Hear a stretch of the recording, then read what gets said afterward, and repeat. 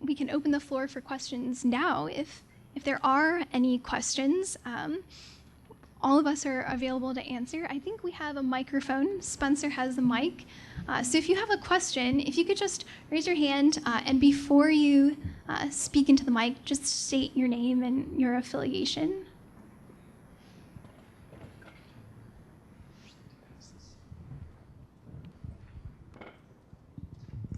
Thank you. And all four of us are available. I'm Michelle Cammey. I'm actually the editor of a small arts journal, but I've been dealing with issues of politicization in art education. So there is a connection. But you mentioned that the students are very big on analogy. Do they not see the analogy between what's going on and totalitarian states? There's a lot in that question. That is not an analogy that proponents of fossil fuel divestment make, for obvious reasons. It's not a flattering comparison. It is an analogy that many opponents of divestment have made. The kinds of the goals of the divestment movement are not always very clear. It's clear that it's a stigmatization campaign against the fossil fuel industry, but what is hoped to result from that is this nebulous concept of climate justice. What exactly that means is the subject of a lot of debate. And some of that does lend itself very nicely to significant government overreach, to a slew of regulations and new government positions that would take away many freedoms that people enjoy now. Peter? I think that one of the reasons why our analogy is interesting is because what... All right, there's only one microphone. Well, that's what I'm getting at. I mean, there's a kind of soft totalitarianism, to use an expression that my friend Ken Minogue used to use. And what you have is a kind of interesting development which is occurring, because what happens on the left is that people will claim the moral high ground.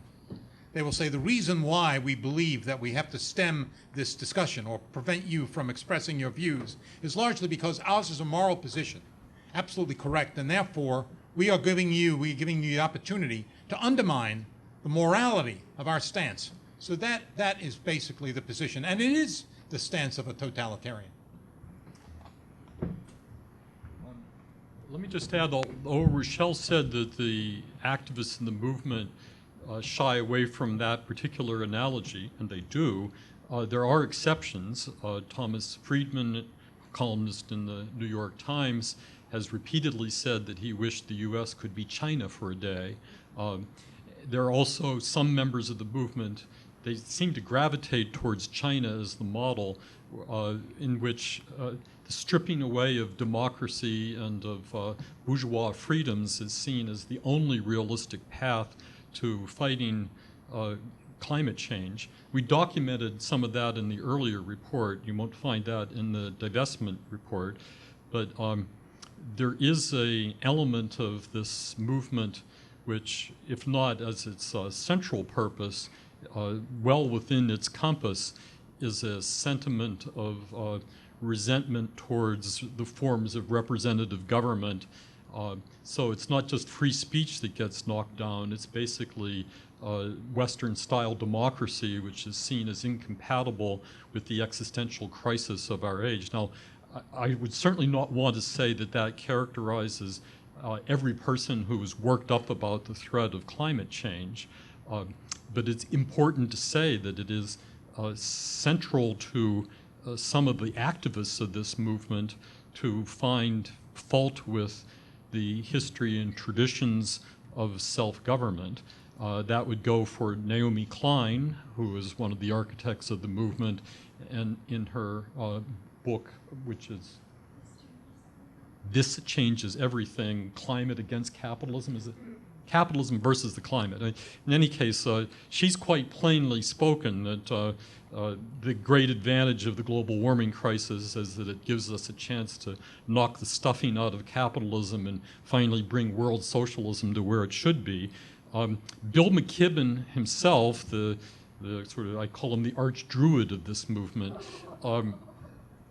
He is a fascinating figure, a civilized man in a barbaric sort of way. He used to write the Talk of the Town column for the New Yorker before he became radicalized as an environmentalist and connected to Earth First, which is exclamation point, Earth First, which are basically ecological terrorists.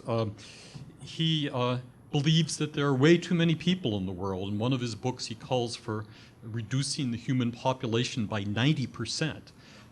He's never disavowed that, yet the answer to the kinds of questions about what sort of world we should be living in, well, we should be living in a world, according to McKibben, where there are many fewer of us, and the economy should be based on something very close to subsistence living. He likes people who have bees and grow their own food.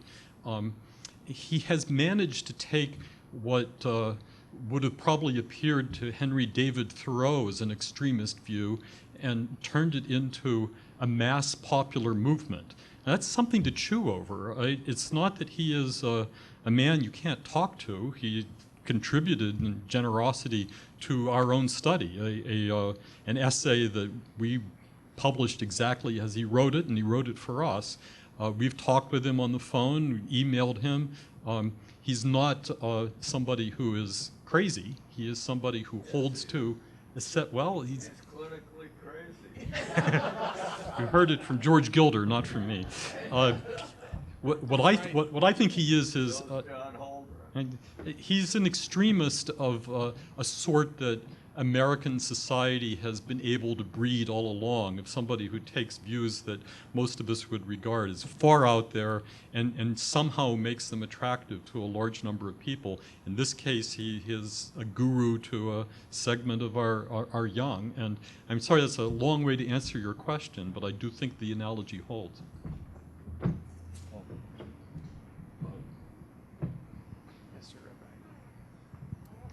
David Musher from NYU.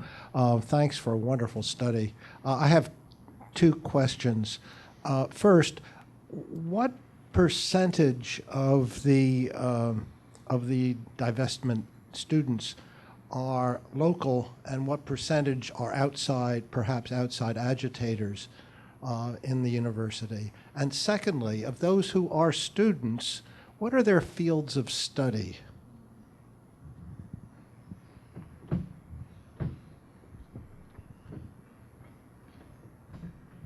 Thank you for that question. In our office, we describe fossil fuel divestment as Astroturf. It looks grassroots, but it's not really. If you look at an actual college campus, and we did several case studies of this, including an entire chapter on Swarthmore College, which is the first college to have a divestment campaign. The students who are advocating for a divestment on their campus are students there. That's not transplanted.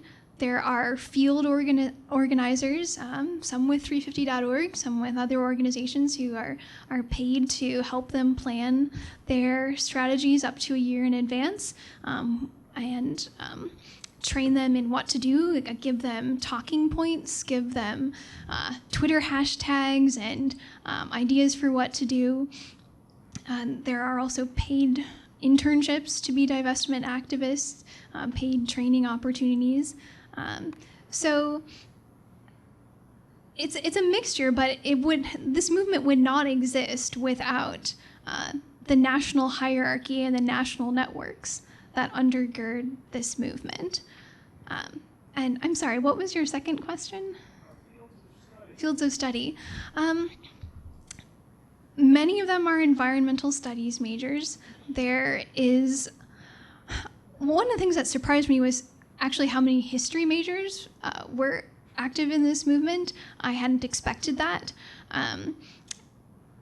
In our case study at Swarthmore College, we also looked at the professors who had signed a public letter supporting divestment, and I believe this is in chapter 2, but if I'm remembering the numbers correctly, I think the most popular field was the English department, actually.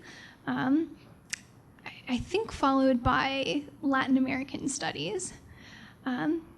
So among professors at least, it's actually not very many scientists. Many environmental studies professors and students, but not as many scientists.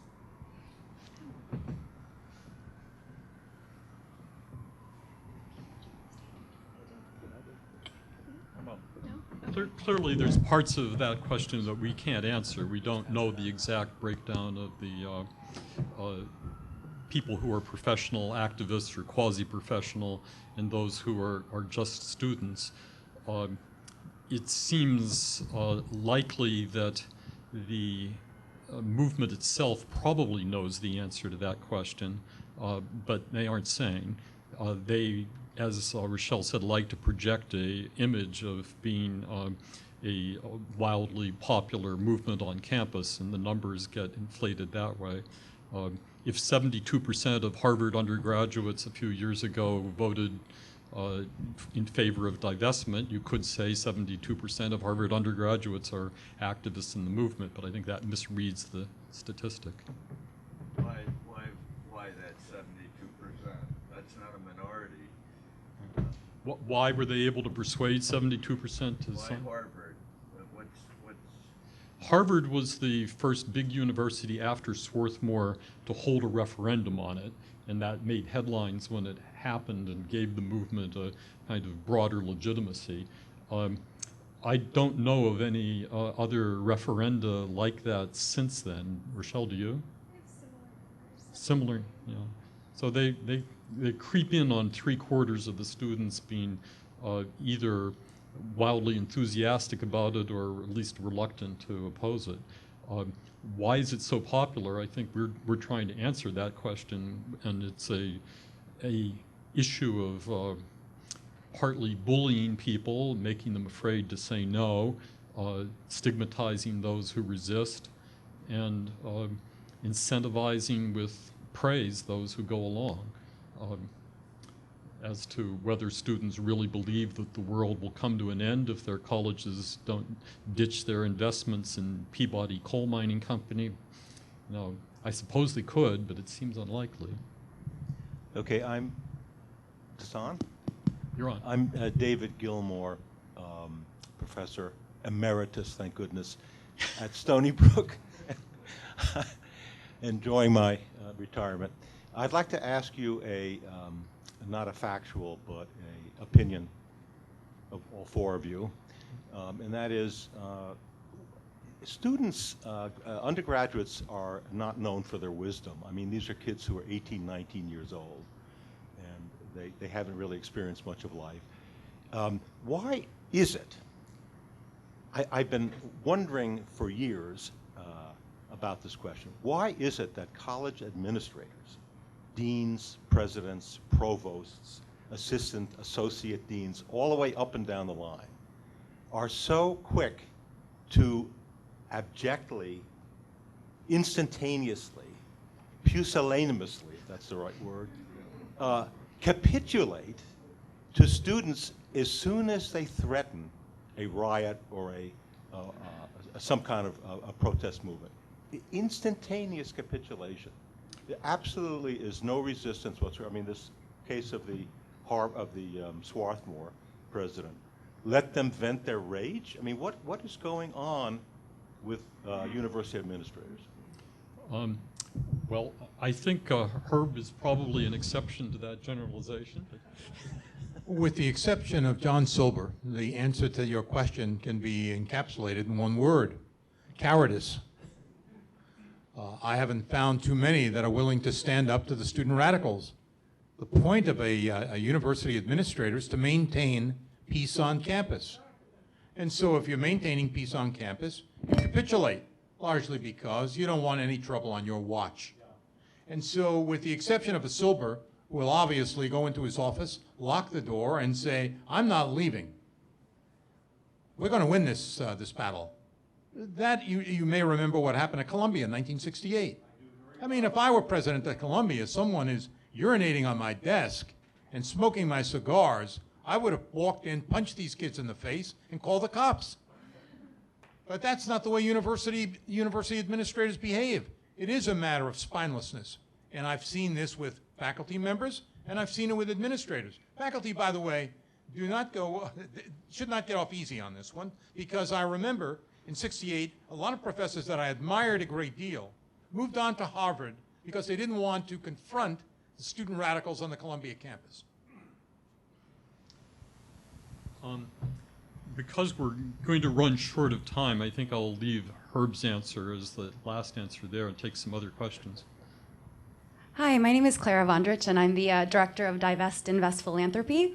We're actually a affiliation of foundations around the world that have also made a divestment and investment commitment. And that's really key to our efforts, is that we also want to help incentivize a transition to cleaner energy. And while I know you may disagree with, our position on things, I just wanted to thank you all genuinely for this debate. I think it's very important. I do think George, unfortunately, undercuts himself by calling us immoral and disgusting. But beyond that, this conversation has been wonderful. And I wanted to ask a question about, George also mentioned learning curves. And solar panels have obviously been coming down following that learning curve of 20% decline in price for every doubling for the past 20 years. And now they've fallen in price 75% in just 4 years. So I wanted to ask about technology and imagination, because I do believe those are parts of the solution. And I wanted to hear your thoughts on the prospects of clean energy, especially in the developing world, to help give energy access to many of those 1.3 billion that currently have none. And just for a point of clarity, the movement now is not limited to United States college campuses. It's a global cross-sectoral movement across faith organizations, pension funds, cities, individuals, health organizations, among many others. And the total assets under management of divesting institutions worldwide jumped from $50 billion last year to $2.6 trillion this September. So just a sense of the growth of the movement. George, first. The learning curve is a business phenomenon which requires a market for the products that are doubling in volume. So if you have an artificial market that's heavily subsidized and you get an artificial learning curve, but it doesn't mean that the solar capabilities really have improved 70%. It means that massive government subsidies have driven an expansion of the production of these solar cells. The analogy to Moore's Law doesn't work because Moore's Law functioned by the miniaturization of transistors. So you went from 10 micron transistors to now under 10 nanometer transistors, and this vast reduction in number of in the size of transistors. But solar cells are governed by the wavelengths of the sunlight that hit them, and those wavelengths don't change. They're several microns, and it means that you can't have the same kind of phenomenon that you had with transistors. And so it's solar technology needs all sorts of complementary technology that hasn't experienced anything like that learning curve. So that's the reason why, despite all these dramatic numbers, Solomon's Law or whatever it's called, that the share of total energy supplied by solar remains infinitesimal, even in Germany, where they massively subsidized it and virtually mandated it. Can I make a point, Peter? The implications in your remark, I think, are important, and that is we are going through a significant technological revolution in a variety of ways. And whether it's solar or wind, which I do not have much confidence in for the same reasons that George mentioned, I have spent a good deal of time writing about fusion energy. And for the first time, in a lot of experiments that have been done at Princeton with fusion energy, the output is more than the input. And as a consequence, we're starting to see that there's the distinct possibility that this donut, like fusion energy, could provide energy across the globe at some point. I don't know if we're ready for it now, but at some point that is possible. So the point about the use of the human imagination to deal with issues of this kind is, I think, what's critical. We should be in the position of recognizing what George made reference to before, the surprises that occur largely because of human ingenuity. Let me just add to that. I welcome your question and your points. The National Association of Scholars is not taking a position in favor or against any particular form of energy generation. If it happens that solar energy comes along and beats the fossil fuel industry into the ground, so be it. As to the part of your question that had to do with, it may not happen, but as I said, we're not staking a position on that. The issue of what happens in the third world, I think, is very concerning, which is, and that's a debate within the environmental movement. There are people called eco-modernists who believe that trying to transition the third world to alternative forms of energy right now is likely to be a fiasco that will doom people to living in poverty for many more generations than need be, and that the relatively inexpensive fossil fuels, especially coal, are a better recipe for third world development. I think those are lively, important issues that deserve full airing on college campuses and vigorous debate.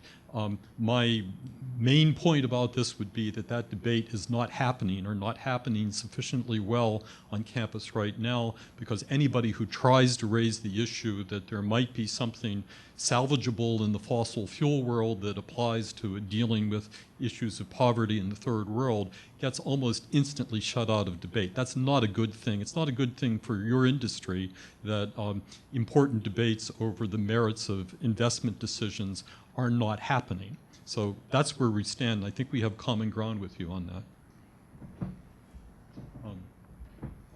I'm getting signals here that we're out of time. I'll take one more question.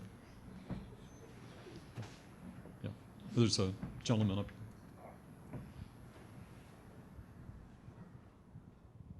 here. Looking around the room, you are much closer to college age than I am. I'd like to know whether college is funny anymore. What is the role of humor? Does anybody laugh? Do people make fun of each other? Is there sarcasm, irony, or is it just an endless series of people sitting in front of the doors of professors and generally making their life impossible? You mistake me, sir. I'm closer to your age than that of a college student. Rochelle. Rochelle, you're on.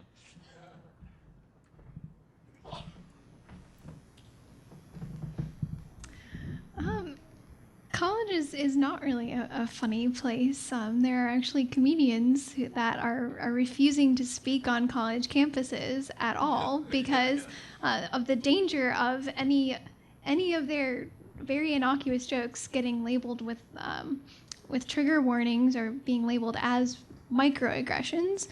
The college campus has really become a battle of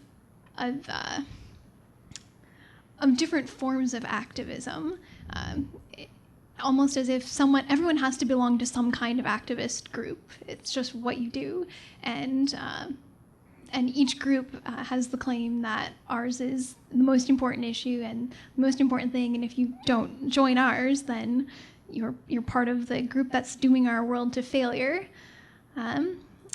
So no, I don't think college is a funny place right now. It's not a laughing matter, that's true. I'm afraid we have to close it up now, but thank you all once again for coming out on this rainy Tuesday afternoon. And please talk about our report to your friends, whether you have kind or unkind things to say about it. We're open to both. Thanks again.